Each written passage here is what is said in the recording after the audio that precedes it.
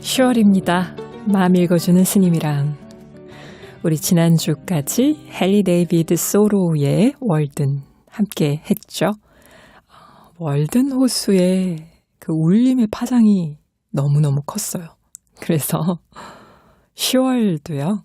그대길 마음 읽어주는 스님이랑 마음치유학교에 제가 진행하는 영성 북클럽에서 바로 이 책을 계속해서 함께 읽어보려고 합니다. 좀 더 깊이 너르게 읽어보려고요. 지난주에는 월든 호수의 아름다움에 대해서 나누는 시간을 가졌는데요. 월든 호수 곁에 이렇게 들어 누워서 하늘 보고 그 하늘이 비춰든 호수의 풍경 만끽하셨는지 모르겠어요. 오늘도 그 호숫가에 자리 잡고 한번 누워볼까요? 월든 호수에 대한 예찬, 호숫가로 들어갑니다.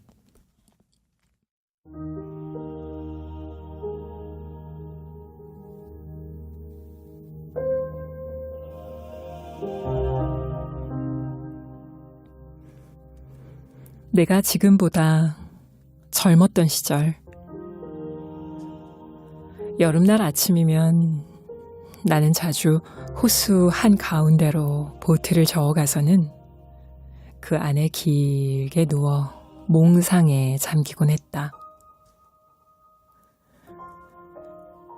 그리고는 산들바람이 부는 대로 배가 떠가도록 맡겨놓으면 몇 시간이고 후에 배가 기슭에 닿는 바람에 몽상에서 깨어나곤 했는데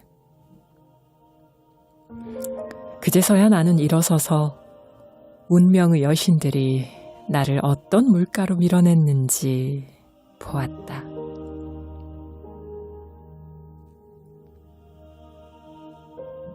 그 시절은 게으름 부리는 것이 가장 매력적이고 생산적인 작업이던 때였다. 하루 중 가장 귀한 시간들을 그런 식으로 보내기 위하여 오전 나절에 몰래 빠져나오는 일이 얼마나 많았던가. 그 당시 나는 정말로 부유했다. 금전상으로가 아니라 양지 바른 시간과 여름날들을 풍부하게 가졌다는 의미에서 그러했던 것이다.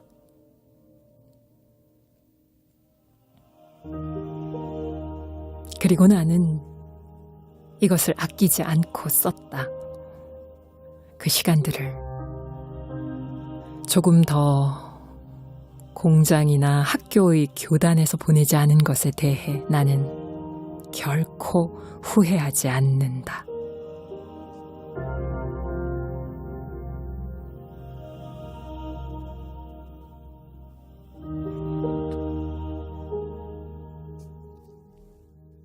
이 호수들은 너무 순수하기 때문에 그 가치를 측정할 수 없다. 이들에겐 더러운 것이라고는 전혀 없다. 이 호수들은 우리들의 인생보다 얼마나 더 아름다우며 우리들의 인격보다 얼마나 더 투명한가.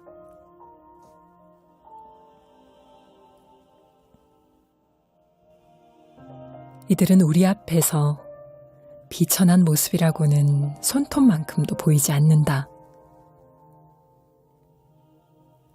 농부의 집 앞에 오리들이 헤엄치는 물웅덩이보다 얼마나 더 깨끗한가? 이곳에는 깨끗한 야생 물오리가 찾아온다. 자연에게는 자연을 이해해주는 인간의 주민이란 없다. 아름다운 깃털을 지닌 새들은 노래를 부르며 꽃들과 함께 조화를 이룬다. 그러나 어떤 청년이 처녀가 자연의 야성적이고 풍요로운 아름다움과 호흡을 같이 하는가? 자연은 이들이 살고 있는 도시에서 멀리 떨어져 저 홀로 활짝 피어난다. 자연을 놓아두고 천국을 이야기하다니. 그건 지구를 모독하는 짓이 아니고 무엇이겠는가?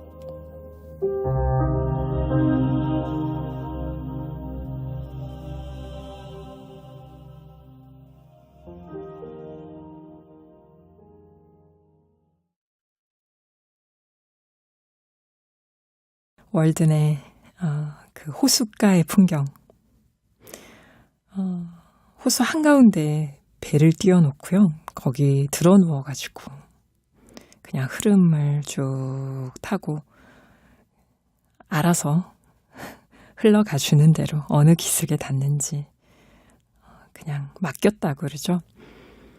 네, 이 호숫가 이야기, 이 월든 호수 근처에서 겪은 소로우의 추억담을 이렇게 읽다 보면 막 화가 나는 분도 있을 것 같아요.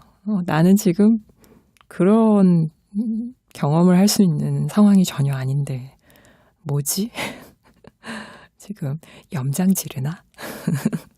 네, 뭐 너무 순수하고 아름답고 투명하고 뭐 자연이고 네, 이런 호수에 대한 찬탄을 읽다가 그런 마음 드실 텐데요.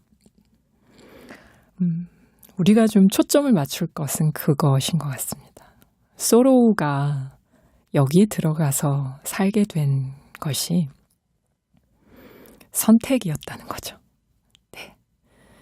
물론 주변의 여러 환경이 그를 월든 호수로 이끌기도 했겠지만 우리가 살면서 마주하는 수많은 선택의 기로에서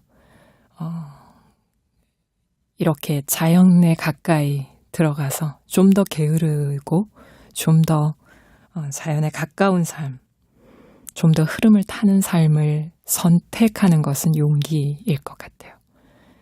그 용기를 냈기 때문에 이런 글이 나왔고 이러한 체험이 나온 것이지 그냥 이루어진 일은 아니죠. 그런 의미에서 나는 과연 지난 생 동안 어떤 선택들을 하고 살았을까? 그리고 앞으로 어떤 선택을 하고 살 것인가? 한번 들여다봅니다.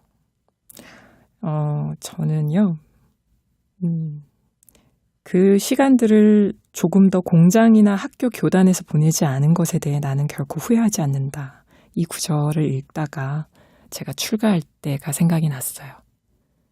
정말 그때 그 선택은 제 인생 전체를 통틀어서 후회 없는 가장 잘한 선택이라고 생각하거든요. 만약에 그 선택을 하지 않았다면 저는 지금 어떤 풍경 속에 살고 있을까? 아찔합니다. 네, 소로우의 그 선택, 그리고 또 우리의 선택 같이 비추어 보면서 다음 구절을 한번 만나볼까요?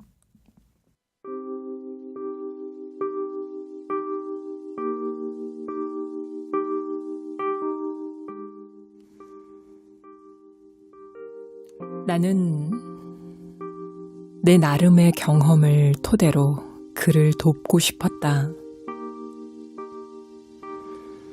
나는 차나 커피, 버터나 우유를 먹지 않기 때문에 그런 것들을 얻기 위하여 힘든 노동을 할 필요가 없다는 점. 그리고 중노동을 하지 않으니 대식을 할 필요도 없고 그리하여 식료품 값으로 아주 적은 돈만 지출한다는 점을 이야기했다. 하지만 그는 베이커 농장 존 필드는 기본 식량이 차, 커피, 버터, 밀크와 소고기이므로 그런 것들을 얻기 위해 중노동을 해야 했으며, 중노동을 하면 신체의 소모된 부분을 보충하기 위해 다시 대식을 해야 한다는 점. 그러나 결국은 마찬가지인 것 같지만 그는 만족하지 못하고 있는 데다 몸까지 축내고 있으니 실은 손해라는 점을 이야기했다. 그리고 내가 원하기만 하면 한두 시간의 수고로 이틀간 먹기에 충분한 물고기를 잡든가, 아니면 일주일을 지탱하기에 충분한 돈을 받을 수 있는데, 그것도 노동이 아니고 오락을 하는 기분으로 할 수 있다고 말했다.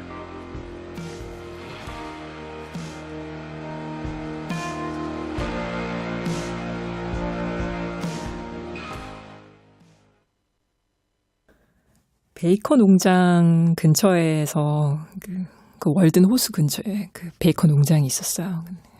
거기서 만난 존 필드라는 농부랑 나눈 대화예요. 적은 물질로도 충분히 행복할 수 있다는 걸 말해주고 있죠. 근데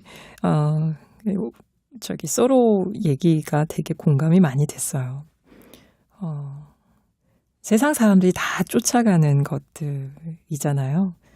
가장 기본적인 욕구가 이 먹는 욕구인데, 나는 뭐 안 먹는 게 많아. 그죠? 소로는 저도 먹는 것도 안 먹는 것들이 많더라고요.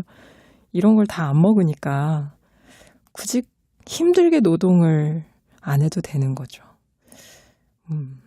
우리가 월급 받아가지고 모아가지고 그 다음에 뭐 하고 그 다음에 뭐 하고 이런 계획들이 쫙 있잖아요. 우리도. 근데 그게 다 정말 다 필요한 걸까? 라는 질문을 한번 던져보면 갑자기 머릿속이 갑자기 탕 비워지면서 뭔가 좀 다시 밑바닥부터 생각하게 되는 게 있어요.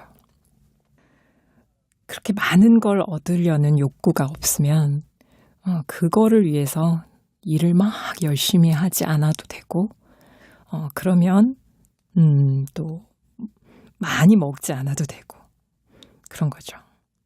남을 밟고 밥을 얻는 행위를, 그 반복 악순환을 끊고 싶어서 밥을 살리는 일을 하고 싶다 하면서 잘 다니던 그 회사를 그만두고 시민운동을 하기 시작한 저의 대학 후배가 떠오릅니다. 오늘 밥을 잘 살리고 계신가요? 아니면 타인의 밥을 밟고 나의 밥을 얻으려 발버둥치고 계신가요? 물질만 쫓아가는 현대인들에게 소로우는 또 이렇게 이야기합니다.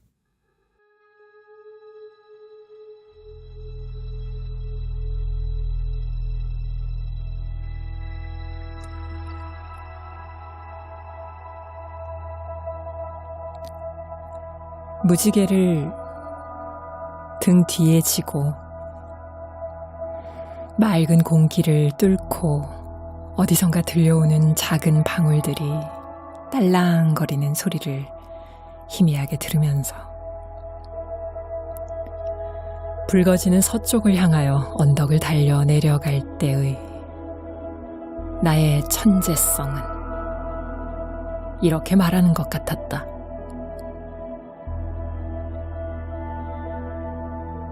낚시와 사냥을 가라. 날마다 멀리, 더 멀리, 또 더 멀리. 그리고 시냇가이든 난롯가이든 두려워하지 말고 쉬어라.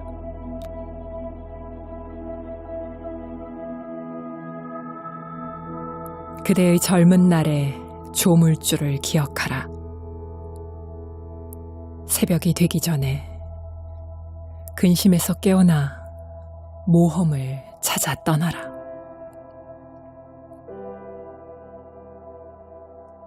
낮에는 다른 호숫가에 가 있도록 하라. 밤이면 무창소를 그대의 집으로 삼아라. 이곳보다 넓은 평야는 없으며 여기서 하늘놀이보다 더 가치 있는 것은 없다.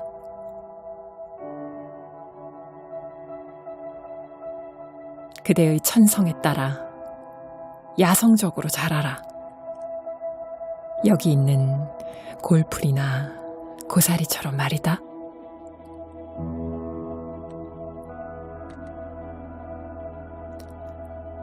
밥벌이를 그대의 직업으로 삼지 말고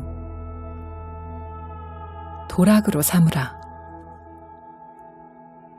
대지를 즐기되 소유하려 들지 말고 진취성과 신념이 없기 때문에 사람들은 그들이 지금 있는 곳에 머무르며 사고 팔고 농노처럼 인생을 보내는 것이다.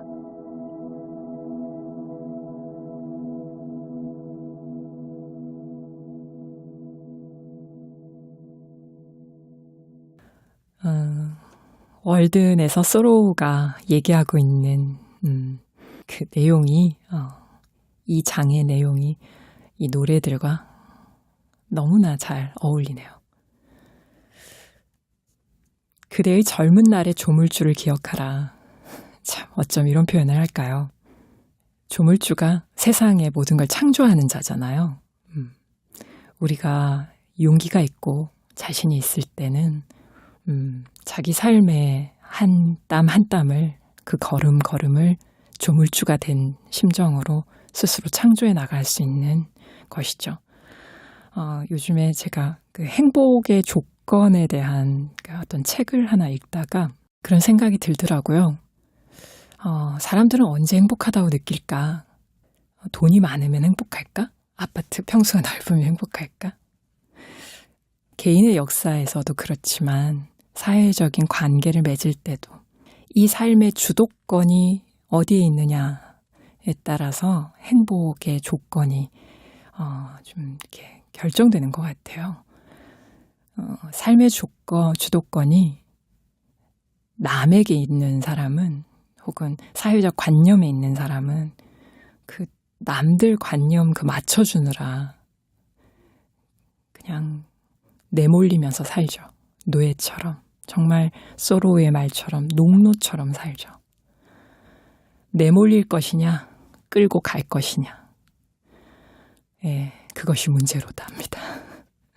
삶의 주도권이 자기 자신한테 있는 사람은 그냥 쉽게 떠밀려 가지 않죠.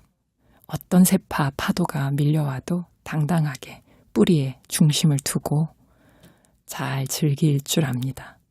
그런 사람이라면 거기가 호숫가면 어떻고 아파트면 어떻고 논두렁이면 어떻습니까? 제가 출가할 때요 먹은 마음이 있어요. 부처님 앞에서 부처님한테 이렇게 딱 삼천배하고 부처님 그 길이 가시밭길이라도 좋습니다. 이제는 저의 길을 가고 싶습니다. 길을 보여주십시오. 이렇게 하고 부처님 앞에 딱 내놓고 그리고 절을 했었거든요. 그리고 출가할 마음이 딱 생기니까 그렇더라고요. 심정이. 논두렁에서 앉아 있어도 정말 거기가 내가 바르게 수행하고 있다면 그곳이 최고의 사원이고 최고의 선방이구나. 어디에서 숨을 거두어도 좋다. 이 생을 정말 불꽃처럼 그렇게 살리라. 그 마음이 먹어지면서 삭발을 할 마음이 생기더라고요. 세상이 저에게 권하는 그런 관념에 따라 제 길을 끌려갔다면 그런 원력이 생기기가 어려웠을 겁니다. 그리고 여러분 곁에 이렇게 앉기가, 마이크 앞에 앉아 여러분을 만나기가 어려웠을 것 같아요. 그런 제 안에 있는 뜨거운 열정과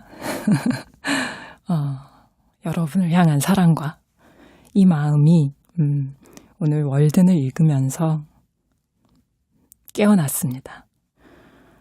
오늘 함께한 월드는 여러분께 어떤 시간이었을까요? 눈앞에 그려지는 듯한 월든 호숫가에 누워서 하늘에 흘러가는 구름을 보면서 이렇게 여러분과 함께 했습니다. 올리맵 게시판으로 여러분 사연도 많이 남겨주시고 책 읽은 소감도 들려주세요.